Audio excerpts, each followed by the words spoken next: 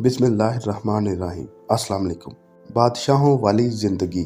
अगर कानून को बता दिया जाए कि आपकी जेब में रखा एटीएम कार्ड उसके ख़जानों की उन चाबियों से ज़्यादा बेहतर है जिन्हें उस वक्त के ताकतवर तरीन इंसान भी उठाने से आजज़ थे, तो कानून पर क्या बीतेगी।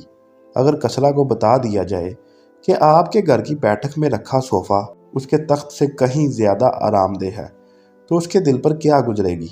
और अगर कैसरे रोम को बता दिया जाए कि उसके गुलाम शुतुरमुर्ग के परों से बने जिन पंखों से उसे हवा पहुंचाया करते थे आपके घर के पंखे और एसी के 1000वें हिस्से के बराबर भी नहीं थी, तो उसे क्या लगेगा। आप अपनी खूबसूरत कार लेकर हलाकू खान के सामने फराटे बरते हुए गुजर जाएं, क्या अब भी उसको अपने घोड़ों पर गरूर और घमंड होगा। हरकल बादशाह खास मिट्टी से बने सराही से ठंडा पानी लेकर पीता था, तो दुनिया उसकी इस आसाइश पर हसद किया करती थी। तो अगर इसे आप अपने घर के फ्रिज का पानी पेश करेंगे तो वो क्या सोचेगा।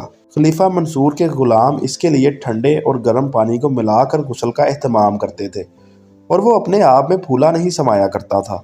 कैसा लगेगा उसे अगर वो आपके घर का हीटर या गीज़र देख ले। तो जनाब, आप बादशाहों की सी राहत में नहीं रह रहे, बल्कि सच ये है कि बादशाह आप जैसी राहत का सोच भी नहीं सकते थे, मगर आपसे तो जब भी मिले आप अपने नसीब से नला ही नज़र आते हैं। ऐसा क्यों है कि आपकी जितनी राहतें और वसाहतें बढ़ रही हैं आपका सीना उतना ही तंग होता जा रहा है।